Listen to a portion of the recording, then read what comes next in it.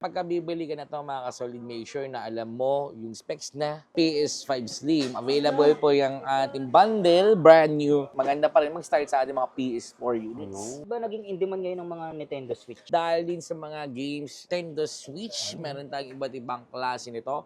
Meron tayong Switch Lite, meron din tayong Switch LCD version, ating Switch OLED version at syempre ng ating Switch 2. Pinaka-latest. Isa sa mga mabebentang games namin ngayon yan. Syempre, andyan ang Zelda, Pokemon, at mga Super Mario. PS Vita natin. ROG Xbox Alex. Ito po yung pinaka-latest. So, ito naman po ang ating Legion Go S. Glow 8AI plus A2VM. So ito mga solid, for the month of July, tag-ulan na. Yes, Yan. dumating na. So umuulan na ng mga stocks dito sa Amazing Star. Yes po. So update tayo ng mga pricing. Kasama natin si Boss Diam. Hello. So Boss Diam, ano itong mga nakalatag natin ngayon? Okay, so ito po mga nakalatag dito ngayon, mga ka-solid, is yung ating mga gaming handheld console. So, yung mga portable o yung mga units gaming na pwede mong laruin using yung ating mga kamay lang. May sarili mga monitor na rin, syempre. Okay, so on the go, no? Yes, on the go, pwedeng sa labas, pwedeng outdoor, na mabilis mo ring magagamit.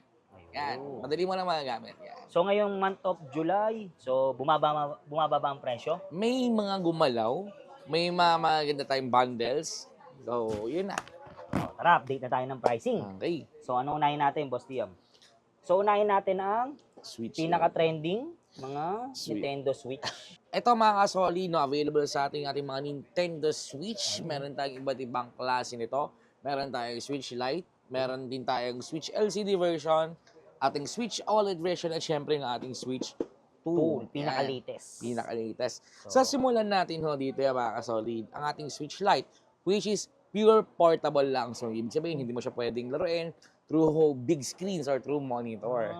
So, ang ating unit is mabibili mo for a price of 6,000. Yan po yung pinakamababang presyo natin so far sa mga latest unit na meron tayo. Oh. Yes. Well, ang ating naman pong Switch LCD is available pa rin po for a price of 7,500 sa pinakamurang presyo nito. Okay. So, ito pwede mo nang laruin din using your TV screens. Ito pwede na. Yes. At meron tayo ng upgraded model, yung ating Switch OLED version na mabibili mo naman po ngayon for price of 11,500 ang ating used ngayon. Dahil tulad niya ng iba, isa to sa mga tumaas din natin. Naging in demand, no? Yes. 16,500 po ngayon ang ating brand new. Ba't kaya, no? Yes, up to 16,000 sa ating Switch OLED stock. So, malalaman natin yan ulit kung meron pang pagbabago by the next month. So, sa mga nagbabalak, bumili na to at malayo ka, make sure na nakakapag-chat po kayo sa aming page para maging rin updated kayo dun sa mga mga presyo price. natin, sa mga pagbabago. Mabenta to kasi ito sa mga ano, no? Sa mga OFW, mga seaman natin dyan, no? Yes, and syempre, maganda isa sa mga platform na magandang laruin when it terms doon sa mga family games, so family-based games. So more on multiplayer games, marami tayong pwedeng laruin dito. At syempre, yung ating Switch Nintendo 2. Switch 2. Ba naging in demand ngayon ng mga Nintendo Switch? Okay, nag-in demand yung ating unit dahil din sa mga games na in demand din so far sa ngayon. Let's say, andito yung Tomodachi. Yan, isa sa mga mabebentang games namin ngayon. Yan, syempre, andyan ang Zelda, Pokemon, at mga Super Mario. Yeah. And speaking, ito naman po ang ating Switch 2. Ito yung pinaka-latest model natin. Brand new to? Brand new. Ang kanyang presyo is nasa 29,000. Brand new price po ito. Kapag kailangan mo naman ng yung meron ng Mario Kart bundle, Ayun. meron tayong for price of 31,500 up to 32,000 po yan mga kasolid. Eh, yung second hand natin na ganito. Ito yung medyo mataas, nasa 25,000 to 26,000. Kung pag titignan mo, medyo parang hindi nagbabago yung presyo. Bakit parang malapit? Medyo mataas din natin nakukuha ating mga used.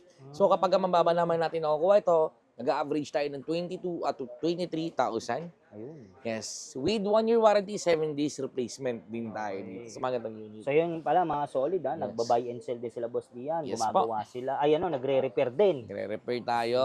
Okay. Nagumagawa tayo ng mga units. Yan. At bumibili rin ng units. Sa mga gusto Trade-in. downgrade, upgrade. Yes. Kung gusto mong mag-declutter ng mga units mo, gusto mong mag-trade-in ng iyong cellphones into Pwede? unit cellphone, yes po. Basta Laptop, gadgets. DSLR, and marami pang ibang gadgets na willing kang i-trade, pwede po yan sa atin. Dito maganda sa Amazing Yes. Star, no? Ang daming choices. Mhm. Okay.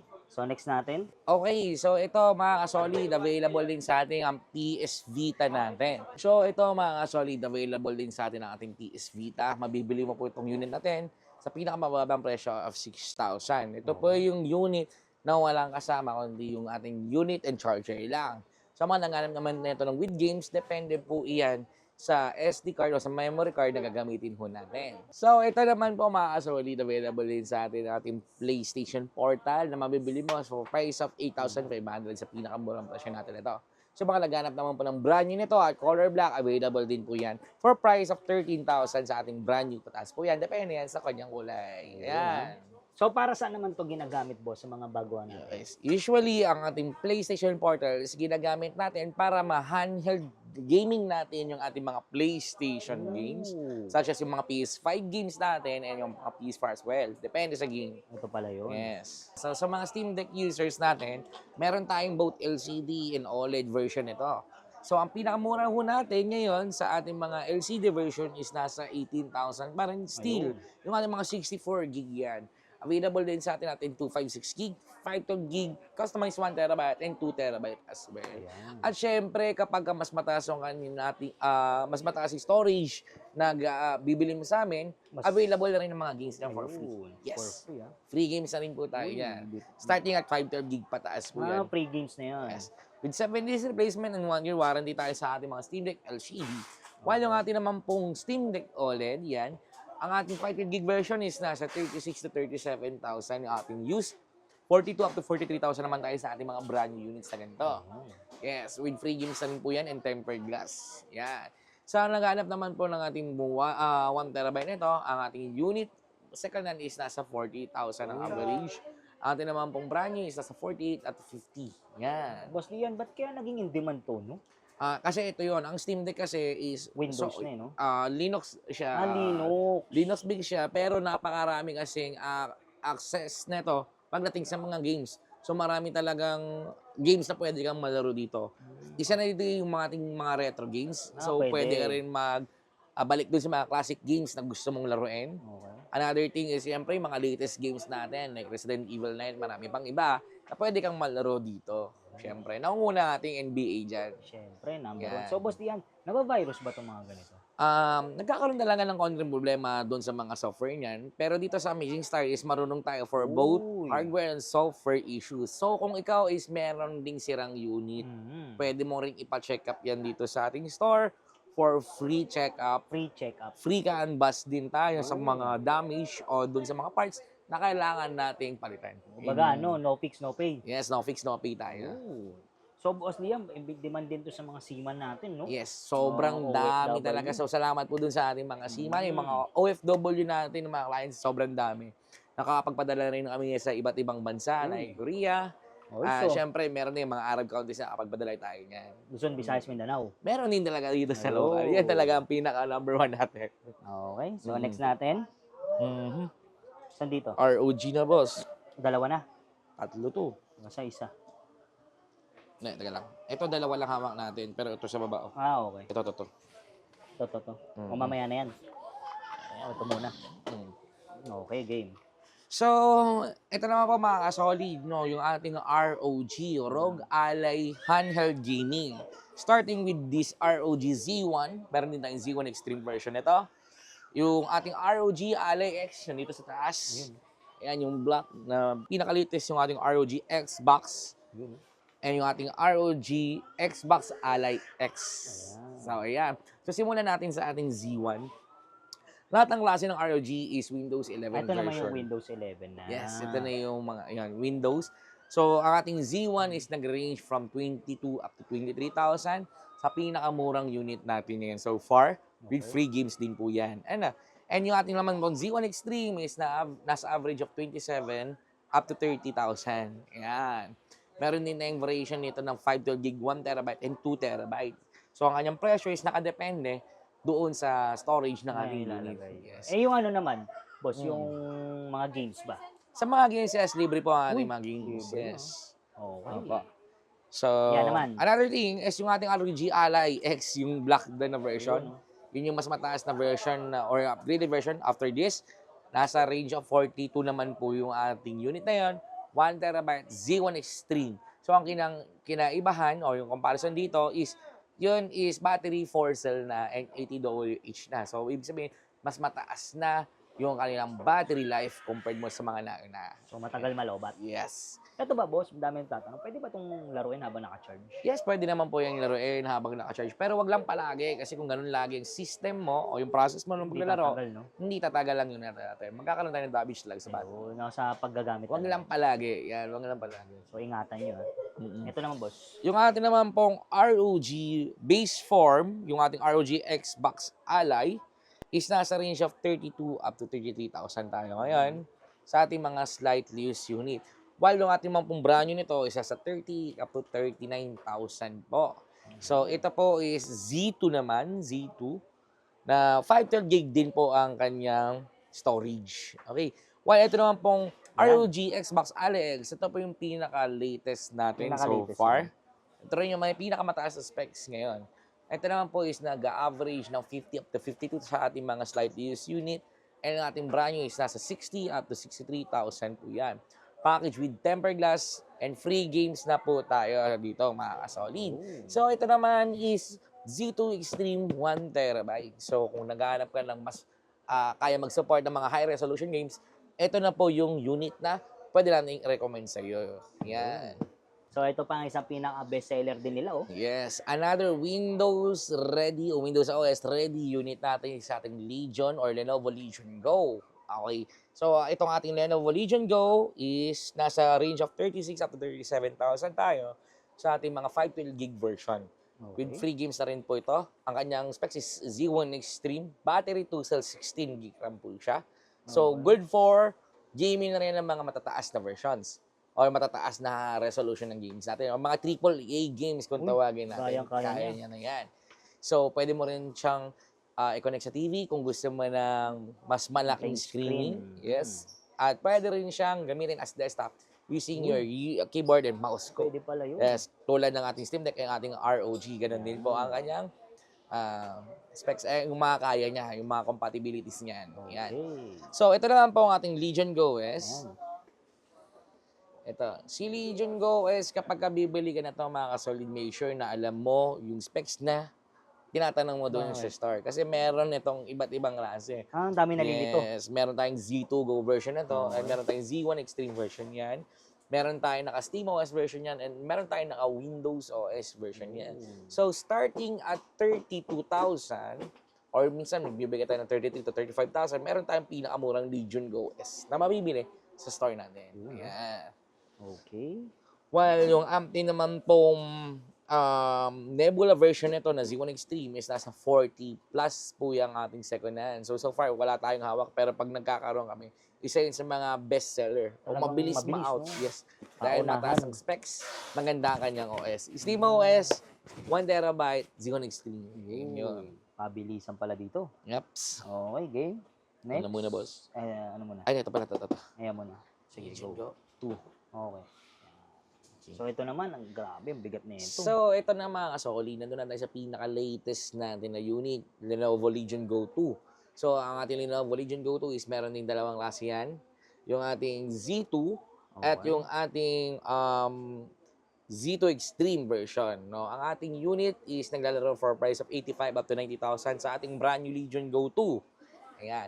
While yung ating mga Z2 Extreme version yan, is wala tayong stock.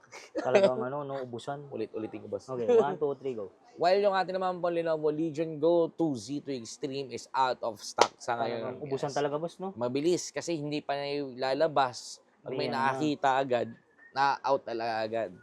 Kaya lang hirap makahanap ng ano na yun.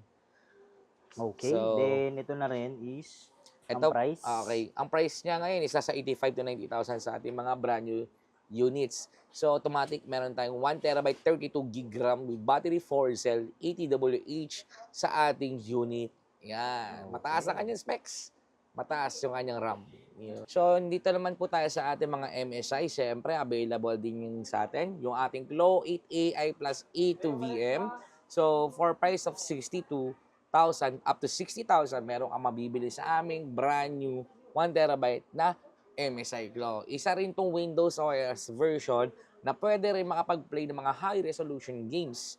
So, kayang-kaya niya rin yung i-adapt. So, ito mga solid update tayo ngayong July sa Amazing Star ngayong 2026. Yes. So, kasama natin si Boss Lian. Hello. Boss Lian, invite mo naman sila dito. So, ito mga kasolid, no, ini-invite namin kayo na puntahan ang ating store dito at Green Mall, San Juan City, located at Bridgeway Shops, Unit 13 po kami. So, maganda to, no? Kasi permanent. Yes, ito yung permanent natin. And yung ating pin location is kapag nakita mo yung Samsung store, punta ka lang doon sa likod niya. Doon lang kami po makikita. O kaya kung hindi nyo makita, tawagan Yes. nyo or PM kayo sa kanilang PM ko sa page. page namin. So, ano oras tayo nagbubukas? Okay, ang Amazing Star is open at 10 a.m. po tayo up to 9 p.m. during weekdays and 10 a.m. up to 10 p.m. tayo during weekends naman. So, yun, makakahabol pa pala kayo pag Yes, Friday.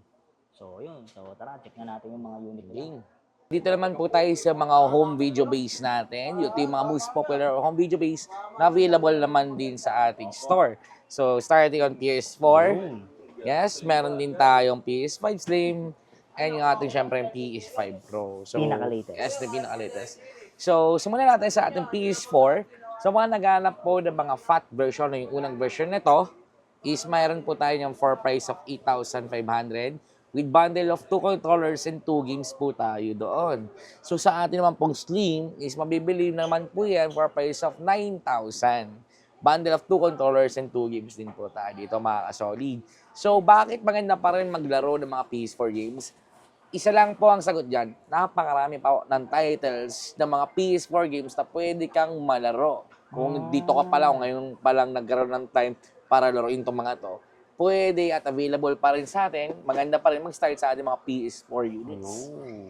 Yes. So, nandiyan yung ating mga God of War, nandiyan yung ating GTA 5, na still available, Last of Us, NBA, Resident Evil, at marami pang iba na pwede ka pang malaro sa ating PS4. So, ito ba? Mga brand new ba to? May second na itong mga ating mga PS4. Okay.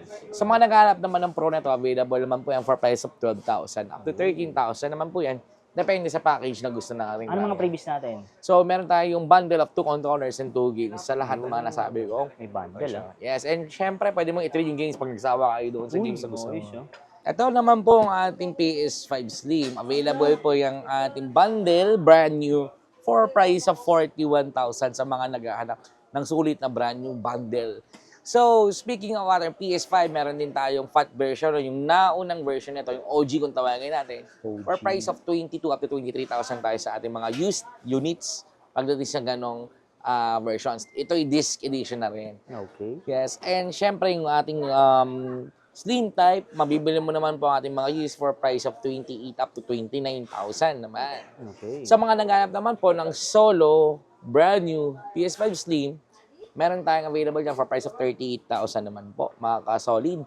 So, open for trading, open din tayo for installment. Sa mga naghanap ng installment like credit card, Okay. G-Games, financing, home credit, Skyro, Salmon, at kung naman yung available financing na meron ka, pwede mo kaming i-team sa Amazing Star para mabigyan ka namin ng initial price. Boss Liam, ang Yan. daming demand to ngayon. Ang daming naghahanap Yes. nito. Bakit ba ngayon tumaas ang Yun nga, presyo nito? sobrang hype ngayon ng PS5 na kahit tumaas ang kanyang presyo. So maraming dahilan bakit nagtaas ang ating PS5. Isa na yung ating mga basic components like yung ating storage, yung kanyang SSD.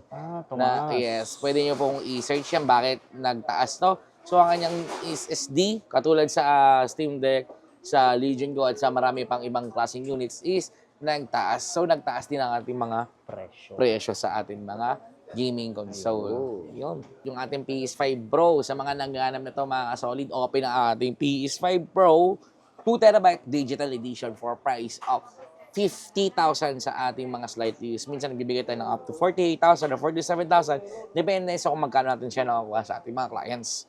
So, ang ating naman pong brand new is nasa range of 53,000 to 55,000 po yan. Okay. Kung naghanap ka ng bundle nito, nagbibigay din kami ng special offer sa ating mga clients. So, meron tayong 2 unit lang na available this month. So, kung naghahanap ka o isa ka sa naghahanap nito, i-PM nyo na po kami para makakuha na kayo. Ito mga ka-solid, no, ini-invite namin kayo na puntahan po kami. Bisitahin nyo po ang ating store located at Green Mall, San Juan City po yan. Bridgeway Shops po, Unit 13. Yeah, boss, paano naman yung sa malalayo? Hindi makapunta dito. Okay, kung ikaw ay malayo at dito ka lang naman around Luzon, Meron tayong mga express services na ginagamit like yung ating Lala Move at meron din kami yung personal riders na pwede natin gamitin. COD, pwede Yes, COD. Papunta dyan sa location mo. Okay. Kung ikaw na may sobrang layo, sabihin natin nasa Visayas ka, Mindanao ka.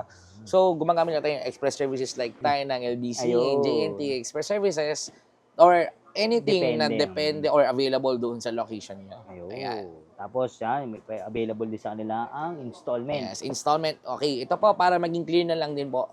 Any kinds of installment is meron pong interest. And any kinds of installment, kailangan natin pumunta sa store. So, ibig sabihin, meron po tayong personal visitation sa ating store. Hindi po tayo nagpapa-installment sa mga medyo malalayo. Talagang Yan, para talagang ma-check yung kailangan. account, no? Yes. Yun. So, yun, lalagay ko lang sa description yung kanilang info. Yes po. Thank you, boss, sa pag-update.